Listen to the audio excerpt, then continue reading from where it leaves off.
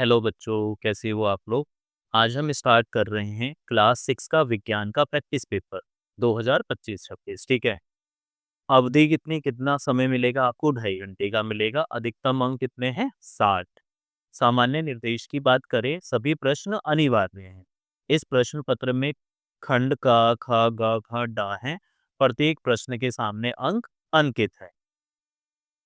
खंड का प्रश्न संख्या 1 में 1 से लेकर 12 तक 12 तक बहुविकल्पीय प्रश्न है, जिसमें प्रत्येक 1 अंक का है।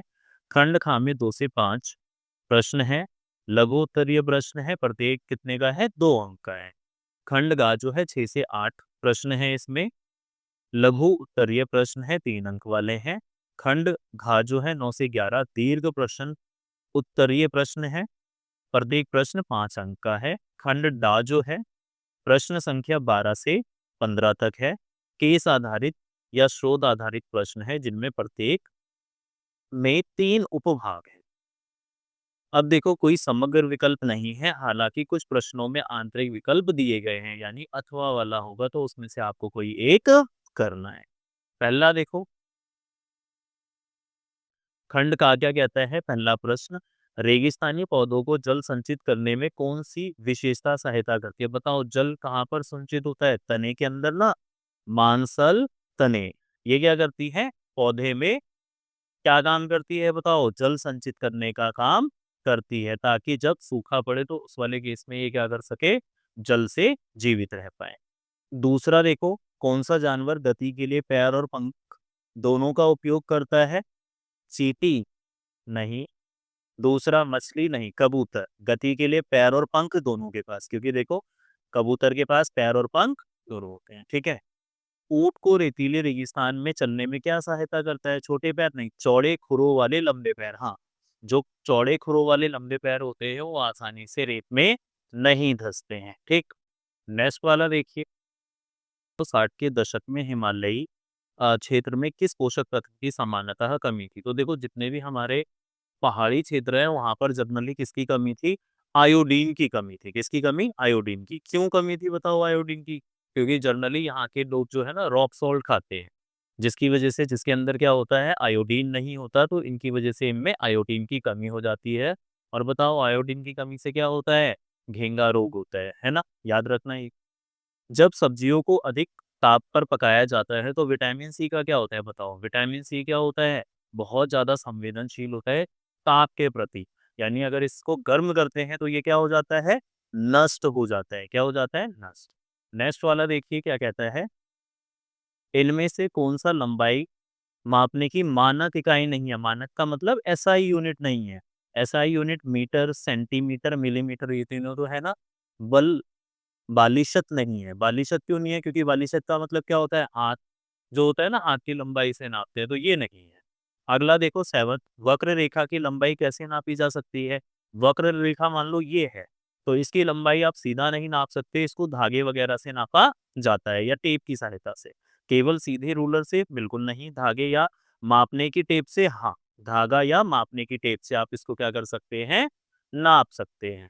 उसके बाद देखो, 8 वाला क्या कहता है, किसी वस्तु को गति में कब कहा जाता है? बताओ, एक वस्तु यहाँ पर है, वो गति में कब होगी? जब वो अपनी स्थिति लगातार बदलती रहे। इस पॉइंट के मुकाबले मान लो पॉइंट ए है, ये बी पर आ जाएगी, ये सी पर आ जाएगी, है ना? तो क्या होगा जब वह तेजी से चल रही हो? नहीं, जब वह किसी संदर्भ बिंदु के सापेक्ष अपनी स्थिति समय के साथ बदलती रहती है। मान लो कुछ टाइम पहले यहाँ थी, फिर यहाँ आ गई और फिर यहाँ आ गई, तो आंसर हो जाएगा आपका बी। 9 और 10 देखिए क्या कहता है। क्वेश्चन नंबर 9 देखो क्या कहता है, उन पदार्थों को क्या कहते हैं जिनके आर पार नहीं देखा जा सकता? बताओ, जिनके आर पार नहीं देखा जा सकता, क्या वो पारदर्शी होती है? नहीं, इनके आर पार तो देख सकते हैं। पारभासी, इनके आर पार धुंधला दिखाई देता है। अपारदर्शी है ना, इनके आर पार नहीं देखा जा सकता। 10 देखो, पृथ्वी की सतह का कितने प्रतिशत भाग जल से ढका हुआ है? कितना प्रतिशत है? 1/3 भाग जो है जल से हमारा ढका हुआ है। ठीक। 11 देखो क्या कहता है, इनमें से कौन सा संसाधन अनवीकरणीय है? अनवीकरणीय का मतलब इसको हम बार बार उपयोग में नहीं ला सकते, एक बार यूज करने के बाद ये समाप्त हो जाता है, खत्म हो जाता है। वायु को बार बार यूज कर सकते हो, जल को भी, कोयले को नहीं कर सकते। एक बार यूज करोगे तो रात में बदल जाएगा और क्या हो जाएगा? खत्म हो जाएगा, तो कोयला हो जाएगा आंसर। ठीक है। आगे देखो, वर्षा जल का संचयन क्या है? तो वर्षा जल में क्या करते हैं हम बारिश के पानी को क्या करते हैं बचाते हैं, इकट्ठा करते हैं और बाद में इसका उपयोग करते हैं। बाद में उपयोग करने हेतु वर्षा जल का संग्रहण करते हैं, कपड़े धोने हेतु वर्षा जल का संग्रहण, वर्षा जल को नदियों में बहने देना, वर्षा जल को स्विमिंग पूल में उपयोग करना। तो देखो क्या आएगा, हमारे पास आ जाएगा बाद में उपयोग हेतु वर्षा जल का संग्रह करना। खंड खा देखो, पशुओं के वर्गीकरण के लिए आवास की 2 मुख्य श्रेणियां कौन-सी हैं? प्रत्येक का एक उदाहरण दीजिए। दूसरा है अथवा समझाइए कि निम्नलिखित जंतु अपना परिवेश के अनुसार कैसे अनुकूलित है? गर्म रेगिस्तान का ऊँट और ठंडे रेगिस्तान का ऊँट। हम इनके क्वेश्चनों के आंसर देखते हैं। यहाँ पर देखो, दिख रहा है ना? विज़िबल है ना? देखो, पशुओं के वर्गीकरण के लिए आवास की 2 मुख्य श्रेणियां हैं। पहला है स्थलीय आवास। स्थलीय का मतलब जो जानवर कहाँ रहते हैं? जमीन पर रहते हैं। वे जानवर जो जमीन पर रहते हैं स्थलीय आवास में आते हैं। उदाहरण के लिए जंगल, घास के मैदान, रेगिस्तान और पहाड़ आप बोल सकते हो। जलीय आवास क्या होता है? वे जानवर जो पानी में रहते हैं जलीय आवास में आते हैं। उदाहरण के लिए आप क्या लिख सकते हो जलीय आवास में? महासागर आ गया, नदियां आ गई और झीलें आ गई। दूसरा, सेकंड देखो, और वाला, गर्म रेगिस्तान का ऊँट कैसे अपने परिवेश के हिसाब से अनुकूलित है? तो इसके लंबे पैर होते हैं जो इसके शरीर को गर्म रेत से ऊपर रखते हैं, एक ये लिख सकते हो। वर्ड में बसा होता है जिसका उपयोग पानी और ऊर्जा के लिए किया जा सकता है। ये 2 ही लिखने हैं। ठंडे रेगिस्तान का ऊँट जो होता है उसने अपने आप को कैसे अनुकूलित कर रखा है? देखो, इनके 2 कुबड़ होते हैं, इनके बीच जो वसा का जमा करते हैं और ठंड से सुरक्षा प्रदान करते हैं। दूसरा देखो क्या होता है, इसका शरीर मोटा होता है और जो इन दूसरा क्या होता है, इसका शरीर मोटा होता है जो इन्हें ठंड से बचाता है, ठीक है? वीडियो के एंड में मैं आंसर इसका डाल दूँगा। थर्ड वाला देखो क्या कहता है, खाद्य मील, फूड माइल से आप क्या समझते हैं, इसका क्या महत्व है? तो देखो, जब चैप्टर पढ़ रहे थे तब हमने पढ़ा था खाद्य मील या फूड माइल क्या होता है? खाद्य मील उस दूरी को कहते हैं जो भोजन को उसके उत्पादक स्थल से उपभोक्ता तक पहुंचाने में करनी पड़ती है। इसका क्या महत्व है कि यह भोजन में परिवहन से होने वाली पर्यावरणीय प्रभाव को नापता है। खाद्य मील जितना अधिक होगा, कार्बन उत्सर्जन और प्रदूषण भी उतना ही अधिक होगा। क्यों? क्योंकि जनरली देखो हम खाद्य मील जो है दूर से लेके आ रहे हैं तो हम किसका यूज करेंगे? गाड़ियों का करेंगे ना, वाहन वगैरह का, जिसकी वजह से प्रदूषण होता है। इसलिए स्थानीय रूप से उत्पादित भोजन को बढ़ावा देने से पर्यावरण की सुरक्षा में मदद मिलती है। ठीक है। फोर्थ वाला देखो क्या कहता है, पारदर्शी और पारभासी वस्तुओं के बीच 2 अंतर लिखिए। तो देखो, पारदर्शी और पारभासी वस्तुओं के बीच हम 2 अंतर लिखते हैं। यहाँ से कर सकते हो आप, पारदर्शी वस्तुएं अपने अंदर से प्रकाश को पूरी तरह गुजरने देती हैं, जिससे इनके आर-पार स्पष्ट रूप से देखा जा सकता है। उदाहरण काँच, ठीक है? पारभासी वस्तुएं प्रकाश को आंशिक रूप से गुजरने देती है, जिससे उनके आर-पार धुंधला या अस्पष्ट दिखाई देता है, जैसे बटर पेपर जो है। ठीक है। पांचवा देखो, अनवीकरणीय संसाधनों को सीमित क्यों माना जाता है अथवा नवीकरणीय और अनवीकरणीय संसाधनों में 2 अंतर बताने हैं। यहाँ देखो, अनवीकरणीय संसाधन को सीमित इसलिए माना जाता है क्योंकि इनका निर्माण प्राकृतिक प्रक्रियाओं द्वारा बहुत धीमी गति से होता है ना?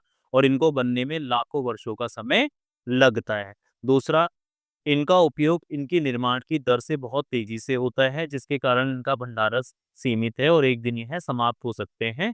इसीलिए हम अनवीकरणीय संसाधनों को क्या बोलते हैं? सीमित संसाधन बोलते हैं। उदाहरण के लिए कोयला, पेट्रोलियम और प्राकृतिक गैस। दूसरा देखो क्या कहता है, इसका आंसर नहीं है, मैं वीडियो के एंड में डाल दूंगा। नवीकरणीय और अनवीकरणीय संसाधनों में 2 अंतर। नवीकरणीय संसाधन वे संसाधन होते हैं जो प्रकृति में असीमित रूप से पाए जाते हैं, जबकि अनवीकरणीय संसाधन वे संसाधन होते हैं जो प्रकृति में सीमित रूप से पाए जाते हैं। नवीकरणीय संसाधनों को हम बार बार उपयोग में ला सकते हैं, अनवीकरणीय संसाधनों को हम बार बार उपयोग में नहीं ला सकते। खंड गा देखो, रवि की माँ घर में सब्जियों के बगीचे की देखभाल करती है। एक दिन वह मिट्टी से गाजर निकाल रही थी। उन्होंने राहुल से कहा कि गाजर एक प्रकार की जड़ है। गाजर किस प्रकार की जड़ है आपको ये बताना है। गाजर के पत्तों में किस प्रकार की शिरा विन्यास पाया जाता है, इस प्रकार की जड़ का एक उदाहरण भी हमें देना है। देखो क्वेश्चन नंबर 6, ये रहा आंसर इसका। ठीक है, क्या कहता है, गाजर एक मूसला जड़ का रूपांतरित रूप है। गाजर कौन सी जड़ है, मूसला जड़, जो भोजन को संग्रहित करती है। गाजर के पत्तों में कौन सी जालिका होगी, मूसला जड़ है ना, तो कौन सा होता है, जालिका शिरा विन्यास पाया जाता है। इस इस प्रकार की जड़ का एक उदाहरण जो है वो क्या है, मूली है। ठीक है, उसके बाद नेक्स्ट वाला देखो, अथवा में देखो क्या कहता है, एक बीजपत्री और द्विबीजपत्री पौधों में कोई तीन अंतर बताइए। तो देखो, एक बीजपत्री और द्विबीजपत्री में तीन अंतर कौन से हैं। पहला अंतर देखो, बीज पत्र, एक बीजपत्री पौधे में बीजों में एक बीज पत्र होता है, जबकि द्विबीजपत्री पौधों में कितने होंगे, दो बीज पत्र होते हैं, यानी इनके दो हिस्से हो जाते हैं, एक बीजपत्री का एक ही हिस्सा होता है। शिरा विन्यास, एक बीजपत्री पौधों की पत्तियों में समांतर शिरा विन्यास होता है, जबकि द्विबीजपत्री पौधों की पत्तियों में जालीदार शिरा विन्यास होता है। दूसरा अंतर, जड़ प्रणाली, एक बीजपत्री पौधों में रेशेदार जड़ होती है, जबकि द्विबीजपत्री पौधों में मूसला जड़ होती है। अब देखो, सेवंथ वाला क्या कहता है, संतुलित आहार क्या है, पोषण की आवश्यकता प्रत्येक व्यक्ति में भिन्न भिन्न क्यों होती है। तो देखो, संतुलित आहार क्या होता है, ये रहा आंसर। एक संतुलित आहार वह आहार है जिसमें सभी पोषक तत्व जैसे कार्बोहाइड्रेट, प्रोटीन, वसा, विटामिन और खनिज सही मात्रा और अनुपात में होते हैं। यानी ऐसा भोजन जिसमें सभी पोषक तत्व सही मात्रा में उपस्थित होते हैं, उन्हें हम संतुलित आहार कहते हैं, ताकि शरीर के सामान्य कामकाज को बनाए रखा जा सके। ठीक है, पोषण की आवश्यकता प्रत्येक व्यक्ति में भिन्न होती है, क्योंकि यह कई कारकों पर निर्भर करती है, जैसे उम्र, बच्चों और किशोरों को विकास के लिए अधिक पोषक तत्वों की आवश्यकता होती है। ठीक है, जबकि वयस्कों को रखरखाव के लिए कम पोषक तत्व की आवश्यकता होती है ना, क्योंकि बच्चों में क्या होता है, लगातार विकास हो रहा होता है, जबकि बड़ों में क्या है, बस उनको बॉडी का रखरखाव करना है, विकास तो उनकी बॉडी में हो चुका है। लिंग, पुरुषों और महिलाओं की शारीरिक बनावट और हार्मोनल संरचना अलग होती है, जिससे उनकी पोषक संबंधी आवश्यकताएं भी भिन्न भिन्न होती हैं। तीसरा, शारीरिक गतिविधि, जो लोग अधिक शारीरिक श्रम करते हैं उन्हें अधिक ऊर्जा की आवश्यकता होती है, जबकि कम सक्रिय लोगों को कम ऊर्जा की आवश्यकता होती है। आपको इसके तीन ही पॉइंट लिखने हैं। ठीक है, 3 नंबर का क्वेश्चन है ना, तो 3 पॉइंट लिखेंगे, इनफ है ये। अब नेक्स्ट वाला देखो, नेक्स्ट देखो, ईल्ड क्या कहता है, तीन ऐसे कार्य लिखिए जो वायु की उपस्थिति के कारण संभव है। बहुत आसान है ये तो, है ना। अथवा मानव गतिविधियों द्वारा वायु प्रदूषण के दो तरीके समझाइए। कि मानव जो गतिविधि करता है उससे वायु प्रदूषण होता है ना, दो तरीके समझाने हैं। वायु प्रदूषण को कम करने के लिए एक उपाय भी हमें बताना है। तो देखो, कौन कौन से काम हैं जो हम वायु की मदद से करते हैं या वायु की उपस्थिति में करते हैं।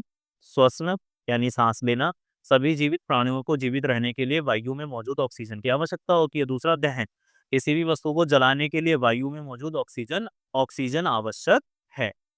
पवन ऊर्जा, पवन चक्की को चलाने और बिजली उत्पन्न करने के लिए वायु की गति का उपयोग किया जाता है। ये तीन काम आप लिख सकते हो।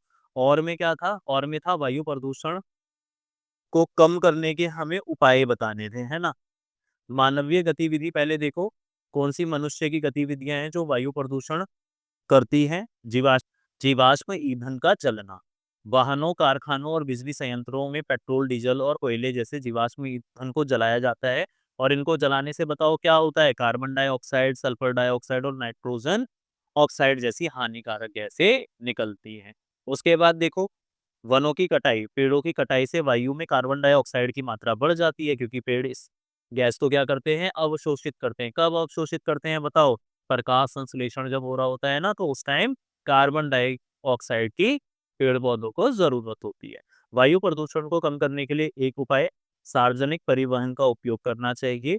निजी वाहनों की बजाय बस या मेट्रो जैसे सार्वजनिक परिवहनों का उपयोग कर वायु से होने वाले प्रदूषण को कम कर सकते हैं। क्योंकि जनरली क्या होता है, जब हमारा निजी वाहन होता है उसमें कैपेसिटी तो 4 लोगों की होती है, लेकिन एक ही लोग जा रहे होते हैं। हर घर में मान लो 2 कार हैं, तो दोनों अलग अलग कार से जाते हैं, एक साथ नहीं जाते। तो इसीलिए क्या रखा है, सार्वजनिक परिवहन का हमें उपयोग करना चाहिए। ठीक है, 9 देखो क्या कहता है, रिक्त स्थान भरिए दिए गए विकल्पों में से।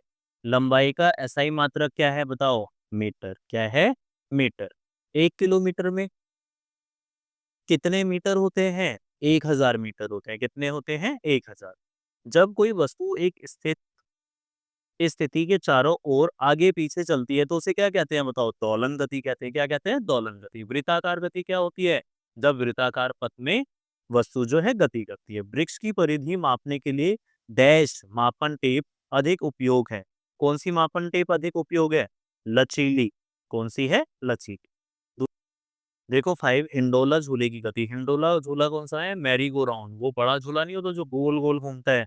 डैश गति का उदाहरण है कौन सा? वृत्ताकार गति। कौन सी गति होगी इसमें? वृत्ताकार।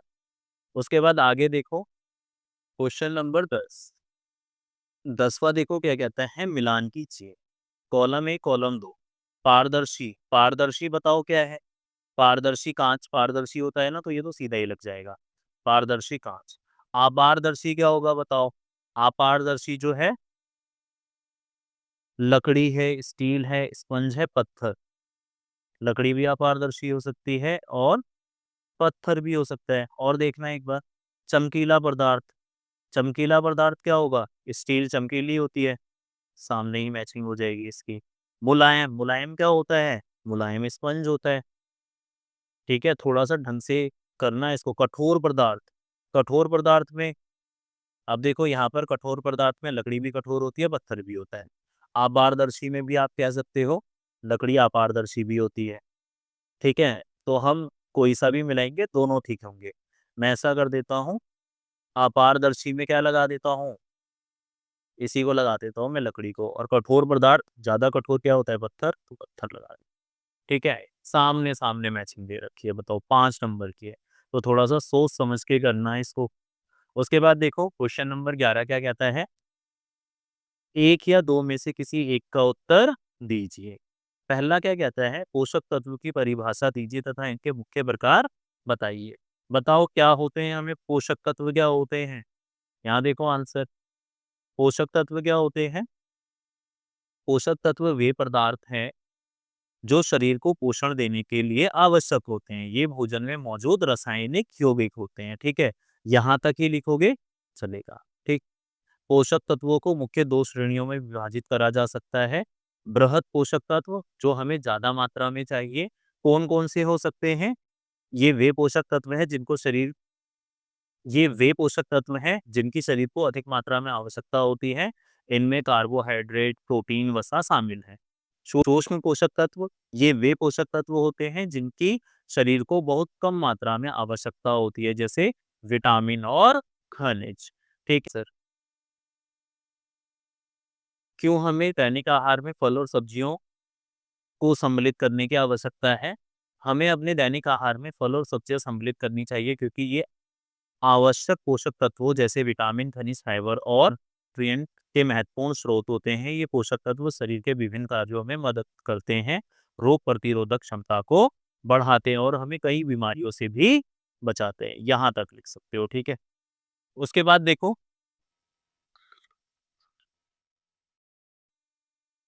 अथवा देखो क्या कहता है? किन्हीं 3 विटामिनों के नाम और उनके प्राकृतिक स्रोत लिखिए। बी पार्ट क्या कहता है? कुछ सब्जियां पकाते समय अपने पोषक तत्व क्यों खो देती हैं, समझाइए। तो हमें ये दोनों करने, तो यहाँ देखो सेकंड का आंसर ये रहा। विटामिन ए, विटामिन सी और विटामिन डी, इनके स्रोत क्या है? विटामिन ए किससे मिल सकता है? गाजर, आलू, कद्दू, पालक, मांस और अंडे। कोई भी हम कितने लिख सकते हैं? कोई भी 2 लिख दो। विटामिन सी खट्टे फल जैसे संतरा, नींबू, स्ट्रॉबेरी, बस इतना ही लिख देना, 2। विटामिन डी दूध और अन्य डेयरी उत्पाद से हमें विटामिन डी मिलता है, सूरज की रोशनी से भी मिलता है। ठीक है। 11 का सेकंड देखो क्या कहता है? कुछ सब्जियां पकाते समय अपने पोषक तत्व क्यों खो देती है, हमें ये बताना है। तो कुछ सब्जियां पकाते समय पानी में घुलनशील विटामिन जैसे विटामिन सी, विटामिन बी खो देती है क्योंकि ये गर्मी के प्रति क्या होते हैं? संवेदनशील, और खाना पकाने के दौरान पानी में घुलकर नष्ट हो जाते हैं। ठीक है। खंड डा। खंड डा देखो केस बेस है। डॉक्टर रघु और मनीराम चाचा वर्षा के बाद बच्चों को प्रकृति भ्रमण पर ले गए। उन्होंने विभिन्न पौधों और जानवरों को देखा जिसमें अलग अलग स्वर निकालने वाले पक्षी भी थे। छात्रों ने पौधों की तना, पत्तियां, बीज आदि के आधार पर विभिन्न विशेषताएं देखी। पौधों को उनकी ऊंचाई और तने के आधार पर किन्हीं दो समूह में वर्गीकृत कीजिए। हम किस समूह में वर्गीकृत कर सकते हैं? तो देखो, जब चैप्टर पढ़ रहे थे तो हमने देखा था कि लंबाई के हिसाब से एक तो हम कह सकते हैं शाखारू, ये छोटे पौधे होते हैं जिनका तना कोमल और कमजोर होता है, और दूसरा वृक्ष, ये बड़े और ऊंचे पौधे होते हैं जिनका तना मजबूत और मोटा होता है। दूसरा देखो, यहाँ पर जो पैराग्राफ दिया है ना, उस हिसाब से कुछ भी इसके अंदर आपको नहीं मिलेगा। आपको जो चैप्टर पढ़ा है उसके अंदर से आपसे क्वेश्चन पूछे गए। तो बताओ, देखो सेकंड क्या कहता है, आम और गुलाब को, सेकंड देखो क्या कहता है, आम और गुलाब को इन समूह में वर्गीकृत करेंगे। तो किन समूह में वर्गीकृत करोगे? आम क्या, आम जो है, आम को हम वृक्ष समूह में वर्गीकृत करेंगे और गुलाब को झाड़ी समूह में वर्गीकृत करेंगे। ठीक है। आरोही लता की परिभाषा लिखिए, विसर्पी लता से कैसे भिन्न है? या तो देखो, आरोही लता क्या होती है? आरोही लता वे पौधे होते हैं जिनका तना कमजोर होता है और उन्हें ऊपर चढ़ने के लिए किसी सहारे की आवश्यकता होती है। ठीक है। जबकि विसर्पी लता वे पौधे होते हैं जिनका तना कमजोर होता है और वे जमीन पर ही फैलते हैं। ठीक, उदाहरण के लिए जैसे तरबूज, खीरा, ये सब कहाँ फैलते हैं? जमीन पर। उसके बाद आगे देखो, देखो 13 क्या कहता है, विद्यार्थी एक बस में पौधों और जानवरों का अध्ययन करने के लिए सैर पर जा रहे हैं। दूसरी कक्षा के विद्यार्थी बस के बाहर से बस में बैठे यात्रियों को देख रहे हैं। क्या यात्री एक दूसरे के सापेक्ष गति में है? पहला। क्या यात्री पेड़ों के सापेक्ष गति में है? दूसरा। ठीक है। और क्या कहता है, सी या डी में से कोई एक करना है। तो बताओ आंसर क्या होगा? क्या यात्री एक दूसरे के सापेक्ष गति में नहीं? बस के अंदर बैठे यात्री एक दूसरे के सापेक्ष गति में नहीं है, क्योंकि उनके बीच की दूरी और स्थिति में कोई बदलाव नहीं हो रहा, सब एक ही जगह तो बैठे हैं। तो बस के अंदर जो है वो सापेक्ष गति में नहीं होंगे। जबकि क्या यात्री और पेड़ों के सापेक्ष गति में है? हाँ, यात्री और पेड़ सापेक्ष गति में है, क्योंकि यात्री, यहाँ देखो, हाँ, बस में बैठे यात्रियों के सापेक्ष गति में है, क्योंकि बस के चलने के कारण पेड़ों, उनकी स्थिति लगातार बदल रही है।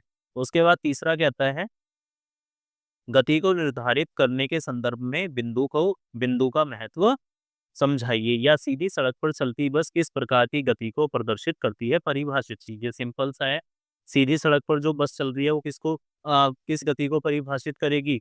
रैखिक गति को, है ना, रैखिक गति को परिभाषित करेगी।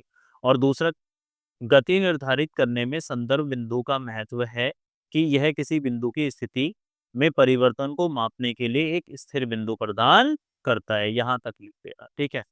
उसके बाद देखो 14, गुलन की माँ ने पानी में चीनी, नमक और नींबू का रस मिलाकर शिकंजी बनाई। गुलन ने देखा कि चीनी और नमक पानी में गायब हो गए। कहाँ गायब? चीनी और नमक पानी में क्यों गायब हो गए? तो क्या लिखोगे? चीनी और नमक पानी में घुल गए, इस वजह से गायब हो गए। सेकंड देखो, इनमें, इससे हमें चीनी और नमक की विलेयता के बारे में क्या जानकारी मिलती है? इससे हमें ये पता चलता है कि चीनी और नमक दोनों विलेय हैं। ठीक है, यानी ये पानी में घुल जाते हैं। दूसरा, सी या डी में से किसी एक का उत्तर दीजिए। क्या रेत भी पानी में ऐसा ही व्यवहार करेगी?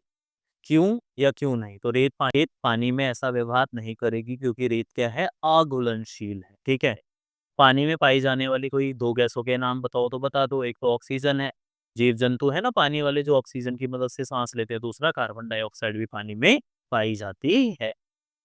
हमारे देश में 15 देखो, 15 देखो क्या कहता है, हमारे देश में नदियां, झरने और झीलें प्रचुर मात्रा में, ये सभी मीठे पानी के स्रोत हैं। फिर भी हमें स्वच्छ जल की भारी कमी का सामना करना पड़ रहा है, क्योंकि जल लगातार प्रदूषित होता जा रहा है। जल प्रदूषण क्या है? तो क्या लिखोगे इसमें? जल प्रदूषण में आप लिख सकते हो, जल में अवांछित पदार्थों का मिल जाना जल प्रदूषण कहलाता है, जो जल को गंदा करता है। वीडियो के एंड में आपको आंसर प्रोवाइड कर देंगे। ठीक है। जल प्रदूषण उत्पन्न करने वाली दो मानव गतिविधियों का उदाहरण लिखिए। तो कारखानों वाला लिख सकते हो, कारखानों का गंदा पानी सीधा नदियों में डालना। ठीक है। दूसरा लिख सकते हो, गंदे नालों का पानी नदियों में डालना। ठीक है। सी या डी में से किसी एक का उत्तर दीजिए। वर्षा जल संचयन की परिभाषा दीजिए। क्या लिख सकते हो? वर्षा जल संचयन का अभिप्राय वर्षा के जल को संचित करना है और बाद में इसका उपयोग करना है। या जल की बर्बादी को कम करने के 2 उपाय बताइए। कौन-कौन से होंगे जल की बर्बादी को कम करने के 2 उपाय? तो पहला लिख सकते हो, दांतों को ब्रश करते समय नल को बंद रखें। दूसरा, पौधों को पानी देने के लिए ड्रिप सिंचाई का उपयोग करें। ठीक है? ये 2 आप लिख सकते हो। इसी के साथ हमारा प्रैक्टिस पेपर खत्म होता है। मिलते हैं नेक्स्ट प्रैक्टिस पेपर के साथ। Thank you for watching.